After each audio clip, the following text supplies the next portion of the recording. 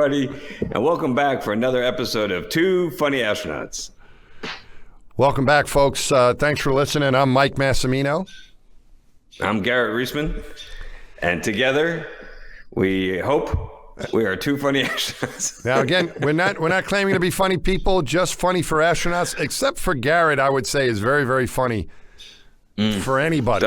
So hold him, let's hold him to that. But, I make no claims. Don't put the pressure on me, Mass. I don't work well under pressure. How are you? I crack under pressure like a Cadbury cream egg. Well, you're a former astronaut, so that's okay. When you were an astronaut, that wouldn't have worked. So, that's right. What are we going to talk about today, Garrett? We're going to talk about NOLS, which stands for the National Outdoor Leadership School. But what does that mean, Garrett? Tell our audience what NOLS means and what does it have to do with us? Right. Okay. So here's the thing. We started planning when we had this space station thing come along, which, is so much more interesting and more important than Hubble. We had the space station thing. What? We're gonna lose our rating as an educational broadcast if you keep saying things like that. We're not fake news here. Let's just stick to it. We were up there. We had the space station thing. So all of a sudden, we're going to be doing these long duration space flights, right? So we're going to be up there for months instead of just for days, right? So we had to figure out how people get along, because not everybody in the astronaut office gets along. No, you're kidding. Yeah, we had issues there. But when you're on a shuttle flight that's like 10 days or whatever, you can make it work, right? You can get along with anybody for 10 days if you had to. But 3 months, 6 months, a year, that's hard. So we started saying, you know what, we better figure out how to play nice with each other, because we have some people that didn't learn the things they're supposed to learn in kindergarten, like how to share, how to be nice to people. We had certain astronauts who we will not name, right, who just never really learned how to do that. So we figured, okay, we need to train them. And that's how we came up with, hey, there's this program that's pre-existing called the National Outdoor Leadership School, where they talk about things like expeditionary behavior, being a good teammate, being a good leader, self-management, self-care, all these kinds of things. Maybe we should send our astronauts to that thing so they can figure out all the stuff they're supposed to learn in kindergarten, but didn't. That's about it. Now, I think, too, it was, in general, the National Outdoor Leadership School is an organization that has taught many, many people. I know, some of I first heard of a cousin of mine from Brooklyn went on one of these adventures with his fiance, and they really got to know each other very well in a different way, because you're out there being stressed and you got to work together and cook together and find water and do these things. So they went on an expedition together, and they got married. They're still happily married, so it all worked. But there's people have been going on these as sort of as it says, it's an outdoor school. It's a National Outdoor Leadership School, and it's been very popular in universities as well. And they have programs for younger people and for university students where they can actually get college credit, and they go out there for a longer periods of time, for months, and they go out into the wilderness and to these interesting places, which we'll talk about here where we went.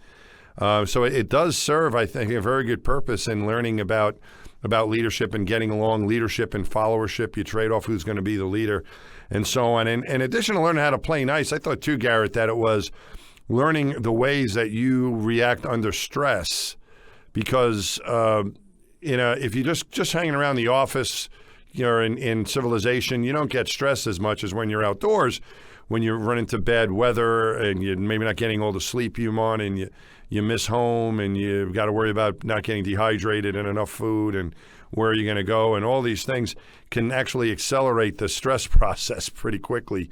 And you want to see how you behave. And I found, too, is with some of my crewmates doing this, that you start recognizing, well, this person needs his rest, or this person is dehydrated, or maybe this person needs food. Or maybe this person's a pain in the ass. Maybe this person never learned to play nice. maybe we need further intervention with and you can try to recognize these things and see how, that if it shows in space that, hey, well, I know that person needs to drink something or get a candy bar or something like that, and you try to recognize that in yourself as well. Yeah, right. So it's you're out there in the wilderness, and you have to learn how to handle yourself. And some astronauts never like went on these kind of backcountry camping trips, and so for some of us it was new. Some of us it was stuff we already knew, but that wasn't the point. The point was not teaching you like how to like rub two sticks together, make a fire, and survive. And we had like matches and stuff. But the point was to really focusing more on how to work together as a team. And every day there would be a new leader. Another member of the group would be the leader for the day, and then everybody else was a follower. And then the next day somebody else was a leader. And every night around the campfire, we would debrief with our instructors who would say like, "Oh yeah, let's talk about how things went. How can we do better? What can we improve on? Isn't that guy a pain in the ass?" That kind of stuff is what we talk about, and we learn how to be better teammates. Yeah, you mentioned about not many astronauts have much experience in the outdoors.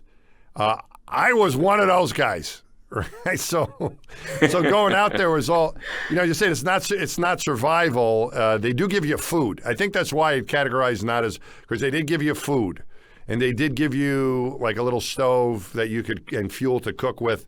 You did have to find water because that's a pain to lug a ton of that. So you're in these outdoor places, but you had to purify the water. It's not a good idea just to drink from a stream or a lake or anything, but they taught us how to purify the water. So we did have that challenge, but they did give us the food. But the outdoor stuff, I was one of those. I don't know about you, Garrett. I mean, I'd done some car camping, and with the Cub Scouts when I was a kid, and then with my kids, with the YMCA programs and that we had in Houston, and with the Cub Scouts at that point when my kids were still kind of young when I first did this, but I was like, man, this is really rough. But you don't have to go to the outdoors to learn a lot of this. My idea was we should also have a NILS, a National Indoor Leadership School. And that was after we were out there for a couple of days, I was like, this is not the best, guys. It would be a lot better. I think we can learn how to get along inside. Who's in charge of the television? Whose turn is it to order the food? And also you can have like being inside where also, hey, you got to go to this part of town and figure out how to get there and go get us hamburgers and come back. That kind of thing. Instead of doing that, That's right. You're worried about a bear getting you. You got to negotiate the New York City subway. Figure out how to negotiate the New York City subway system. That's challenging in itself. So National Indoor Leadership School would be. I love the Indoor Leadership School. You can have the thing like there's one piece of pizza left.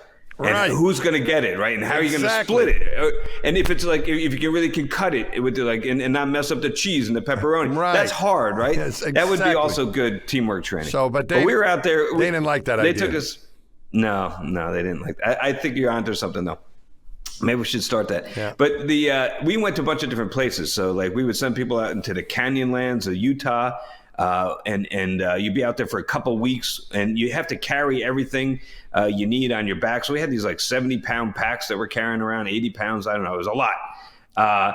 And then we started doing these river rafting trips. And then there's one down like some other river in Utah, I think. And then some people went kayaking. In fact, one of the NOLS expeditions we did was a kayaking trip around the San Juan Islands, which is where I am right now. And I know that they stayed on this island, like right out my window. I could see it. If they come by again, I'm going to go out there with pizza and help them out. I feel bad for those guys.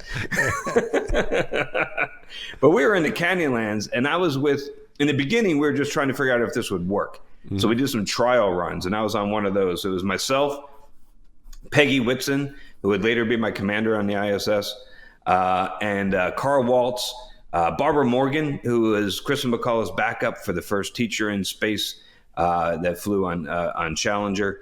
And then she later became a full astronaut in my class. So Barbara was with us.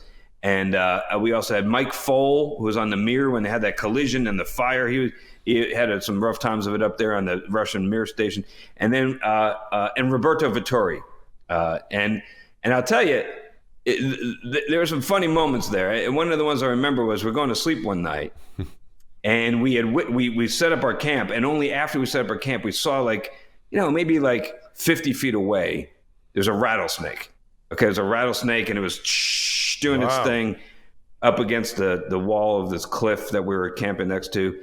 And so it was too late to move the camp. It was dark. It would be too hazardous. So we're going to sleep with a rattlesnake. So Mike Foale goes and gets this big stick, and he lays down. He puts the big stick right next to his sleeping bag. He's right next to me, and he puts the stick down, and he's like, so just in case the snake comes, I guess he's going to whack it over the head with a stick.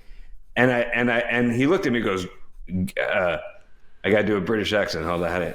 Help me out here. It's but no, I can't do a British accent. I'm terrible. All right. So anyway, he goes, Garrett, he goes, what are you doing here? Where's your stick? You need a stick. I got one. Where's your stick? And I said, Mike, you don't understand. The rattlesnake is over there. Okay. You're sleeping on my left side. It's got to go through you to get to me. All right. I don't need a big stick. I'll wait until if he manages to eat you, then it gives me plenty of time to run away. I don't need my own stick. So hopefully you'll get it with your stick and you don't need me. But that was, there were some real hazards out there. Yeah. We did the first one of these I did. We had talked about the Cold Lake experience, and I had done that, and I thought that was kind of tough. So when this National Outdoor Leadership thing was after I was assigned, you did yours before you were assigned. And my first mission, they assigned the spacewalkers. The tradition back then, which changed, but back then it was still that they would assign the 4 spacewalkers before the rest of the crew, what they called the flight deck crew, which was our commander and pilot and flight engineer, MS-2 robot arm operator. So it was just the 4 spacewalkers. And my first flight, it was me and Jim Newman and John Grunsfeld and Rick Linehan. Rick Linehan is a recurring character in this because we both got to fly with him, and he's just a funny, good guy. But so the 4 of us were going to go, and as you said, what'd you go with, like 8 people or 7 people? I think it was 7. You went with about 7 astronauts and a couple instructors. We also had 2 instructors, right? Yeah. So, yeah. But we had 4, and I was like, well, we should try to get some more guys. So I was at church about a couple weeks before we were going to do this. Charlie Camarda and Lee Archambault, Brew from your class. We're talking outside after we went to church one day and this Sunday. I'm saying we're going to go, and I go, we have 4 spots. We have like spots open. So Charlie goes, I'll go with you guys. I go, really? That'd be great. And then Brew goes, I'll go. And if I can, I go, great. I go, just find somebody else. So he goes and recruits Dex. He recruits Alan Poindexter. So the 3 guys, like 2 guys from your class and then Charlie from my class. Dex and Brew from your class and Charlie.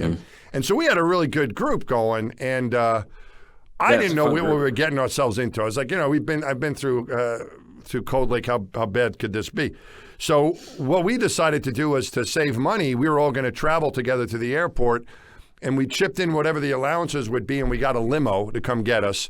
So we're in this stretch limo going to this thing. It actually saved the government money because it wasn't individual taxis, folks. So and we had cigars, and we're hanging out just like lounging, like this is going to be great. Like we're going on vacation to Vegas. This is the way we're behaving, This is going to be so much fun. And we flew, I don't know how many, how we flew from Houston to somewhere and ended up where this place was, I think like in Boulder or I don't know where they sent us, Colorado Springs or someplace like that we were going to start. And we were going through the canyons like you described. And it started off like pretty good. It started off, the weather was beautiful. It was like early October, mid-October maybe. The thing I was disappointed about from the onset, though, Garrett, was, we're going to talk about this in later episodes, is baseball rivalries and you being a Yankee fan and me being a Mets fan.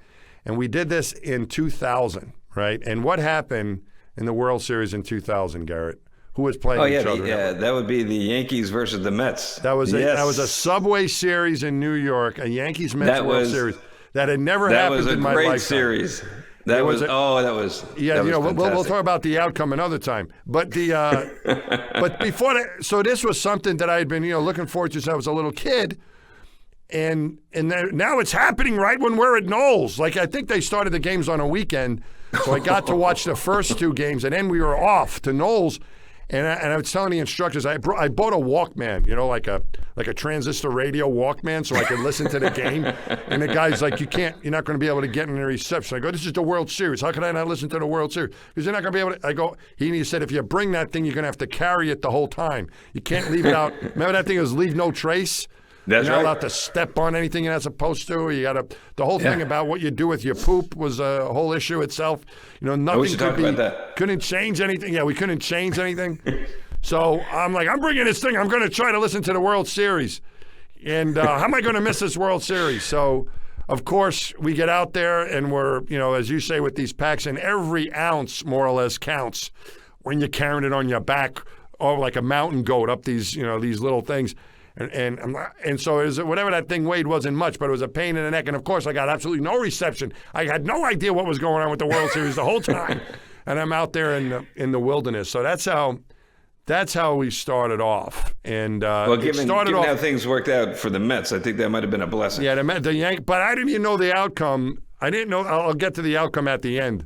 Because Did I just spoil it for you? Did I just ruin it for you? Did you? No, you can say it. But there's a story I'll tell at the end of how I found out. I thought maybe you never found out. I thought you never. No, I did. I found out the Yankees won. I think the Mets did win one game there, which going back to our base. I don't not to get off on a tangent here, but why not?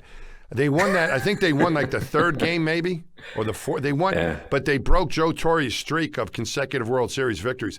Because I think he had won. He lost the first two against Atlanta in '96, and then he won four. I think I'm. We don't have a fact checker here for this. Maybe Jason could look it up, but he won four in a row against the Braves. He lost the first two, but then he won four in a row, and then I think they swept the next two that they had. Right? Didn't they go back in '98 and '99? I think they swept whoever they were playing with those teams. So that was like another 12 in a row, and I think then I think he won the first two against the Mets. So they were on quite a streak. I don't know if that record. You talk about records that'll never be broken. Joe Torre's managerial record. I don't know if you, but the Mets broke that streak and won a game, and then they lost. I think they lost the next two. But that was I got to miss. I couldn't find out what was going on with the World Series, and we can talk about more details of the trip. But just since we talked about the outcome. Well, when we finally got out of there, finally got out of this thing, and we'll talk about all things that happened in between, but when we finally got out of this canyon, which wasn't easy, I wanted to find out who won the World Series. And we end up in like some little town, I don't know if we were in Utah or somewhere in Colorado, and we walk into like whatever we could find at the point. We found our van where we left it 2 weeks earlier, and then we drove somewhere to get something to eat. And no one in this restaurant knew what happened. I couldn't find a newspaper because it ended like a week before, and it was just we had to get into telephone signal, which we weren't in at the beginning. But it took me hours. I couldn't believe I was tortured like for a day. I didn't know what happened, and then I got the outcome. But then you really got tortured. Then I really got tortured. But you were saying we should talk about some of the things we learned when we were out there, like no trace was one of the things. Leave no trace was a big thing. That's very important when you're outdoors. The other thing I wanted to mention is I got another Mike Foles story. So we're out there, and Mike had this tendency to put his sleeping bag like right next to a big cliff. I don't know why, but the guy just really liked doing this.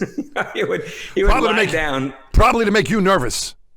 Yeah, he was driving Molly and Andy. Those were our two instructors, and they ended up. They're a couple. They're married. So Molly and Andy would see him, and he would put his sleeping bag like just a couple feet from like a 200-foot vertical drop, and then the instructors were going crazy. They were pulling their hair out. They were like going nuts, worried that this guy was going to kill himself by rolling over in the middle of the night. And I remember Roberto Vittori comes up to me and he goes, "Garrett." I'll try to do an Italian I can help you with the Italian accent if you need it. Yeah. Being the British one, I can't do Mike Foll, but you can't do that. I can help you with the Italian one if you need it. Go ahead. But Roberto Vittori's got this strange, it's not really an Italian accent. He's got this strange European amalgam. I don't know. But anyway, he's from northern Italy, which is almost like part of Europe. It's kind of like Germany. Northern Italy's a little different than where my people immigrated from in the South. But but he speaks English really well, so. He went to Brooklyn. He does. He went to Brooklyn Tech. And so actually, this joke is actually pretty good. This joke that he came up with, considering that English is a second language for the guy. So he comes up to me and he goes, "Garrett, some people like to live on the edge. Mike Foll just likes to sleep there."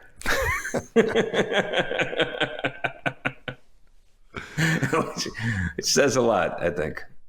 That does. The other thing you brought up is pooping. We should talk about that. How do you go to the bathroom and leave no trace? That's kind of impossible. But how did you work that out? I tried a couple different ways on that trip, and they give you a whole lecture on it. They give you a whole lecture on like the history of pooping in the wilderness, and you don't want to. You have different options, but you more or less poop in a hole, and then the idea is how do you clean yourself? And you can clean yourself try to clean up with water. If you want to use toilet paper, you can use, or something to wipe yourself, you can use natural toilet paper, which can be a rock or some moss or leaves. I actually tried that because that was recommended. That didn't work very well for me, Garrett. I don't know if you tried that, but that I think I tried that a couple days. I was like, no, this isn't going to work. So I had the opposite experience. I loved it. Really? Do you use it now? Yeah, the rocks. Is that what you use now? I was tempted when I came home. I was going to get rid of toilet paper and just pile a bunch of rocks up in my bathroom because I loved it. So, but you got to get the right rock. This is really important. We actually briefed the astronaut office when we came back because we were one of the first groups to do this. Mm-hmm. So we wanted to share lessons learned. I was like, okay, here's a lesson: how to find the correct type of rock to wipe your ass. Right, so we got up there in front of the whole astronaut office and gave this presentation.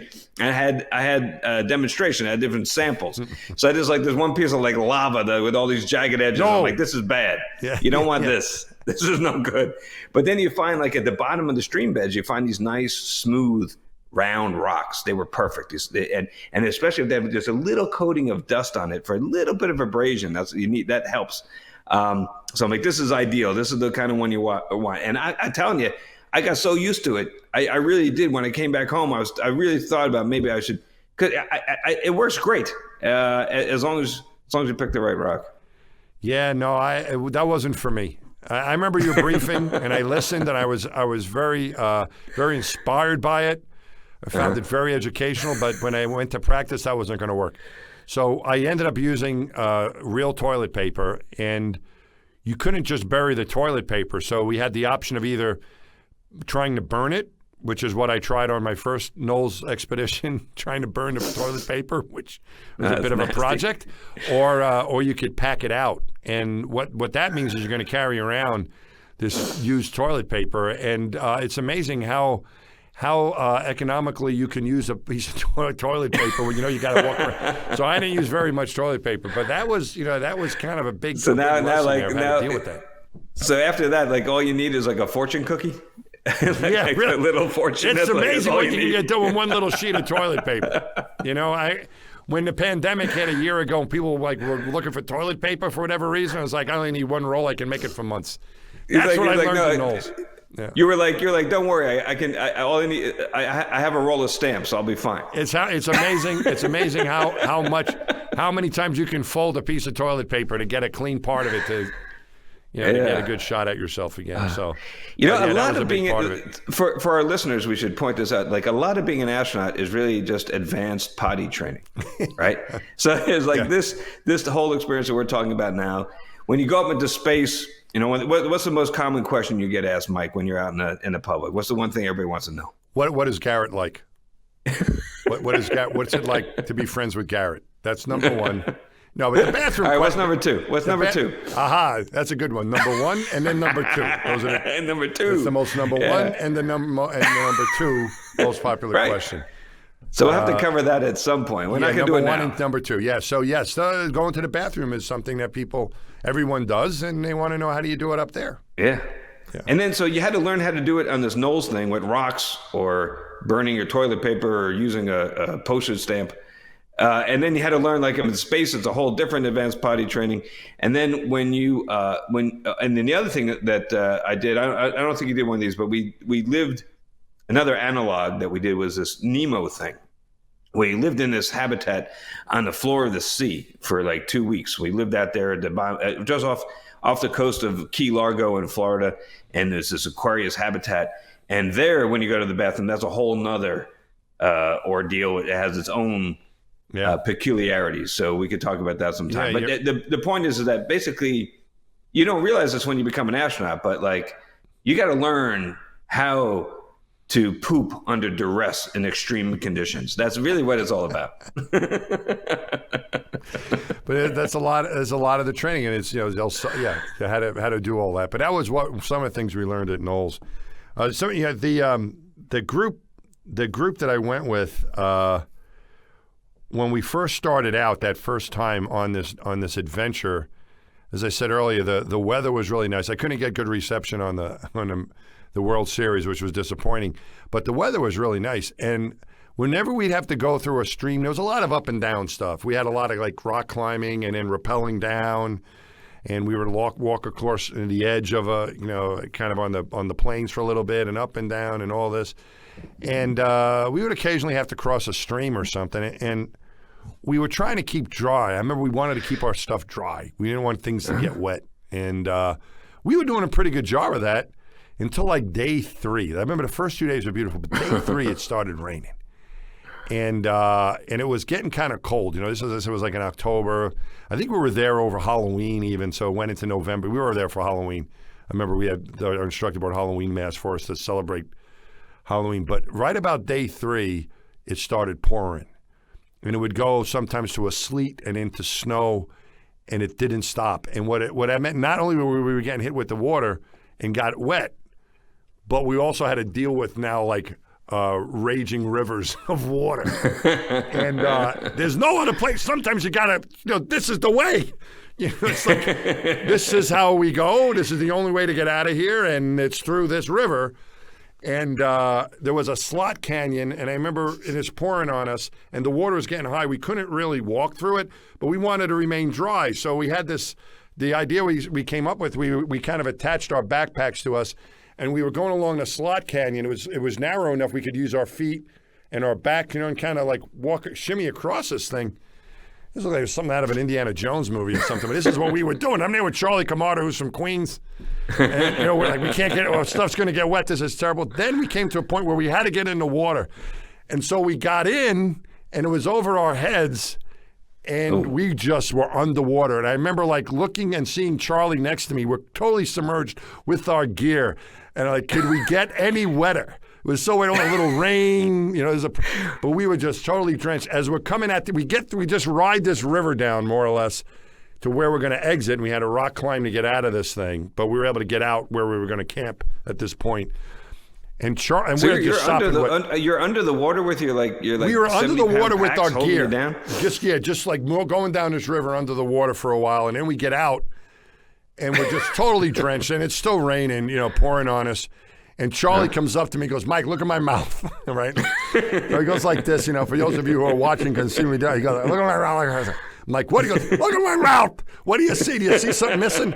I go, "Yeah, Charlie, you're missing a tooth. There's like a little stub sticking out of there." He goes, "I lost my crown in this underwater adventure." He goes, "I think it just popped out, or it was loose." We know what it was. It was loose. He goes, I go, "Yeah, it looks loose." And then he flicks it like this, and it takes a clean exit out of his mouth. And like this, and we watch it. We're like, "Whoa, look at that!" And then, bang! It goes really high. It lands in the water. So now we're rummaging around. He goes, "How do we find it?" And we find it. I don't know if I found it, but we find this thing. I go, "What are we going to do now?" He goes, "I got to put it back in." So we find Rick Linehan, and we had a little bit of a med kit that apparently had super glue in it. I think for stitches, some kind of glue, in case you need it. And Rick super glued that tooth back in his head. When I think about that, one mistake I think we might have made, we didn't care about the cleanliness of this thing. Yeah. He just wanted, it was in the river, in the mud, and we just shoved it in and glued it back in his head, and it was fine. So Rick really knew what he was very good out there as our physician to take care of us. But then we climbed out of there, and that was kind of the end of the fun. It just was pouring and sleeting and miserable for the next whatever week and a half that we were out there. So. Yeah, that's what we had. We had other. It was one Sunday. I remember waking up, and it was toward the end, and I said something like, I was sitting there next to Charlie and Brew, and I said something like, "Yeah, when I get back to the office, I think I'm going to do this or something." And Charlie goes, "At this point, I'd just be happy to get back to the office." We were really miserable, and we had so much. There was one time you would try to where you would sleep. And usually, if the weather's nice, you sleep out in the open. It was just wonderful to do that. I can't remember if we had tents with us. We might have had some. I think we had like a tarp we could set up. But in the torrential rain, that wasn't working. We were just getting wet at night, too. It's terrible. But there were 2 nights where we kind of lucked out a little bit. One was the weather got better, and we were sleeping along a ridge. You had mentioned this thing with Mike Fole along the ridge. We were sleeping. We were so desperate to get out of the rain. We were sleeping underneath this overhang thing. All of us kind of lined up. But if you rolled the wrong way, you were taking a chance. But at that point, we were like, we're miserable. We need some shelter. And it was stopped raining. We're like, it stopped raining. And then after about 10 minutes, all of a sudden it came again. We started hearing. We were like, happy, yay, it stopped raining. And then 10 minutes, and then the next night, we were like, this is terrible. We can't take it. We got to find somewhere. And we found a cave, right? we found a cave, and we're like, this is the most luxurious place I've ever seen. After Cave. being out there getting rained on, and it was just a lot of sand. It was like just big sand thing, and it was a very deep cave. And it was a real, it was a cave. So, and it was great until the bear woke up. Well, there was no bear, but what happened was is we were so excited to finally find a cave where we can sleep. So Linehan, again, being the veterinarian doctor that he is, he looks around the place and he goes, "We can't stay here." And we're like, "Why?" He goes, I don't know if he said there were rats or some kind of animal in there because he saw poop. And he said, we can't stay here because he thought we would get, I go, "Is it going to kill us? Whatever this thing is it like a Wolverine? You know, is it a bear? What is it?" And he goes, "No, it's nothing like that. It's a smaller animal, but it could be carrying disease."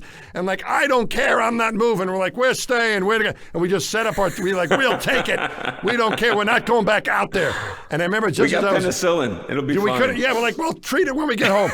So, and I remember going to sleep in this cave, and I remember Dex, right before I was like going to sleep, Alan Poindexter, our friend, goes, "Hey, Mass."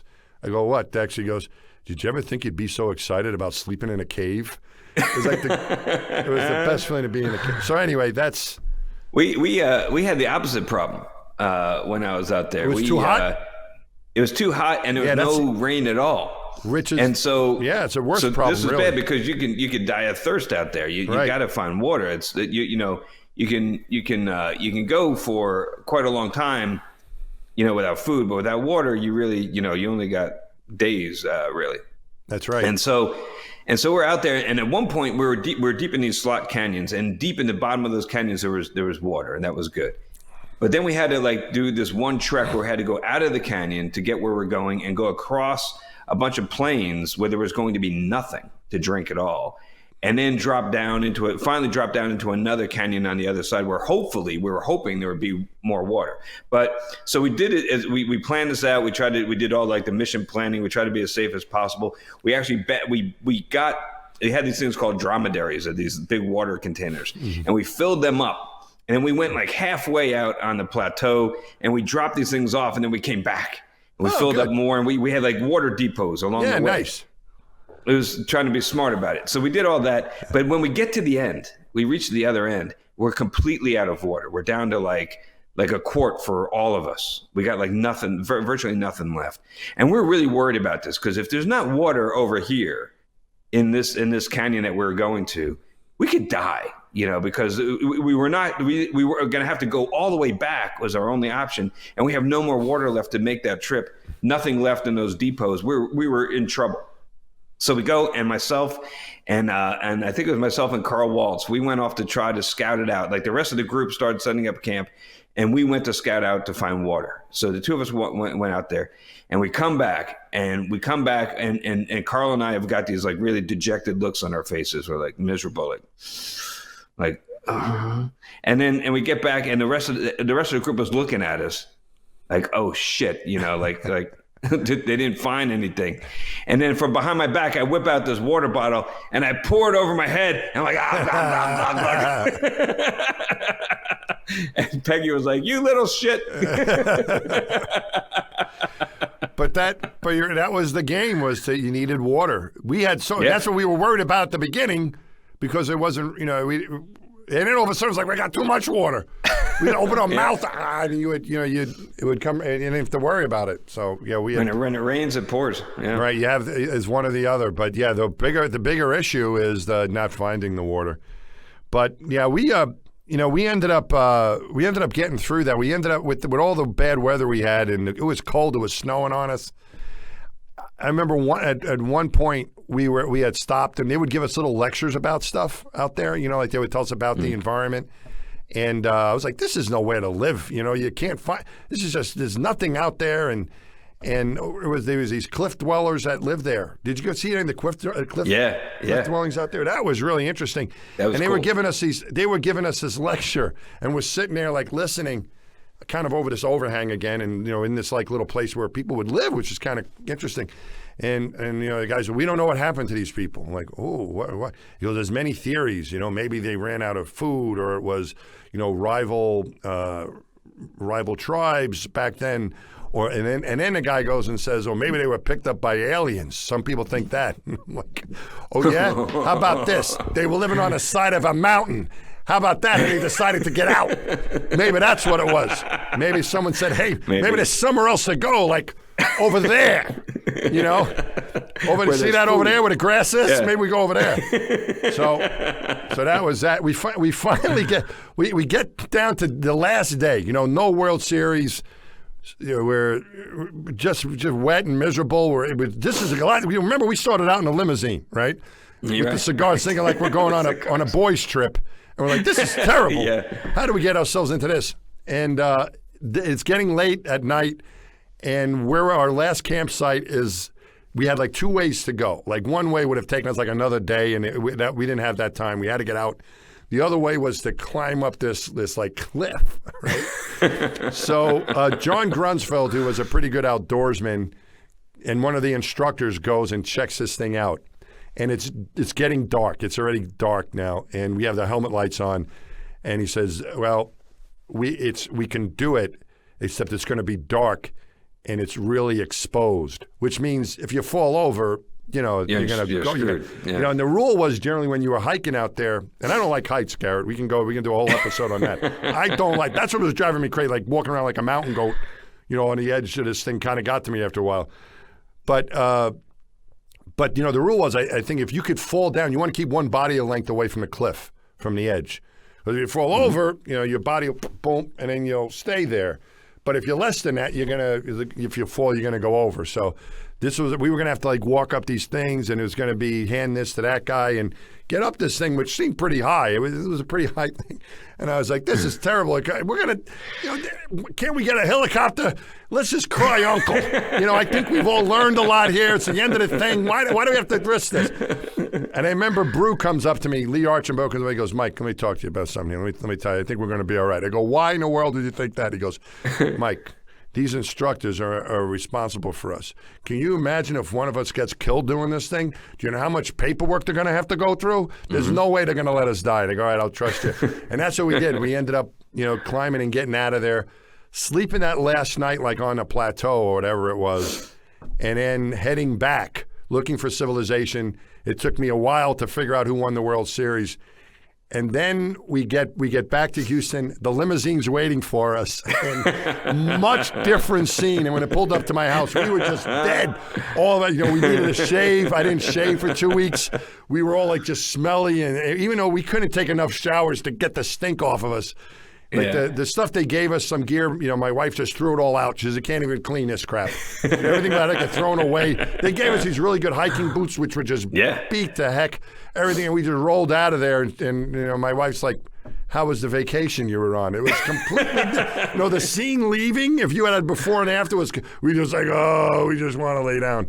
So I tell you, man, I had a different experience. I loved it. I would do it again in a heartbeat. And I'm still really good friends with my instructors. I actually live up here, and I see them once in a while when we come up. So I even like the food. I don't know about you, but because it wasn't like camping food, like dehydrated stuff, kind of like space food. It wasn't like that, like stuff you get at REI. Yeah. If you're going on a backcountry camping thing, it was like they brought the actual ingredients. We had like bags of like brown sugar and flour and, you know, whatever else you use to cook. And they were never labeled. You remember, Garrett? They were never labeled. No, you had to be able to look at it.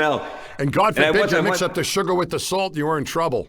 You know, you had to be able to look, be able to recognize without labels. I thought that was kind of clever. I don't know. Why don't you put the label? You got a Sharpie. Why don't you? So anyway, you're right. That was a pain in the ass. Part of the exercise. But I tell you, when we made that stuff, it was great. I remember there's this one dish. It was like, they called it like cowboy hash browns or something. We'd have it for breakfast often. And I thought it was delicious. I mean, when we made that in the morning and I filled my belly up with that, I felt like it was like I'm eating like some of the best food I've ever had in my life. So I'm like, I was so enamored with it that when we come out of there, we went up to their headquarters once in Wyoming. Mm-hmm. And I said, do you have that cookbook? Remember, there's a Nola cookbook that had all the recipes. It was good. Yeah. So I bought one of those, and I'm like, oh man, this is great. In fact, I bought two. I bought two of those things, and I get back home, and I'm all excited, and I tell my wife, I'm like, hey, I'm going to cook you these hash browns for breakfast. You're going to love it. It's like the best food ever. And I go ahead and I follow the recipe. I got the cookbook. I make it in my kitchen in Houston, just like we made it out there in the wilderness. And I put it on the plate. I sit down. I take a bite. I'm like, oh, this is terrible. It's like the worst. It's just that when you're in the wilderness, anything tastes delicious. You know, this is true. Yeah, it was horrible. The only thing I got, and I would, truthfully, Garrett, I would love to do it again with those guys, with you. It was really, overall, it was a great experience. It was fun. Except we could have planned the time of year a little bit better. Don't go in, the beginning of, really was like the beginning of winter. But when you made the food, you had to eat it. You remember that? Because you had to take it with you. You couldn't leave the food behind. Again, leave no trace. You didn't want a little bunny rabbit coming and eating your oatmeal or whatever. And I remember one of the, I don't know, somewhere along the line there, someone decided to make rice pudding. And I had the reaction you did after. I ate that. Somebody, you can't eat this stuff. And I had they gave me a bowl of it. Oh, you got to eat it. I go, I don't want it. You eat it. Well, we're not eating it. So whoever, maybe some people liked it, but not enough to eat what I had. And I had to carry that stuff around. It was another thing I had to carry with me that you reminded me of, a bowl of this rice pudding around. But it's better than poop. It's better than carrying poop. No, that's a much better deal than that, for sure. All right, man. We should so wrap this up. I think we've had enough. There's more stories to tell, but I think we're out of time, folks. So there's always going to be more stories to tell. Thanks for listening, and thanks, Garrett, for sharing. We'll see you guys. Yeah, thanks for joining us on Two Funny Astronauts. And I think we're supposed to say like and subscribe. That's what my son. Oh yeah, tells me. Tell us he watched all the. Right, if you can find it wherever you're listening, or whether it's YouTube or Apple Podcasts or Spotify or wherever else, if you can give us a like and subscribe. We'd actually rather you do that than listen to us. If you say, well, this is really bad, then as a parting gift, just like it, subscribe, and get out. But hopefully you'll want to listen give it the 5 stars anyway. It can't. It can't hurt. It doesn't cost you nothing. Right. Come on. Right. All right. Thanks, folks. Thanks again for listening. See you guys. Bye-bye. Bye-bye.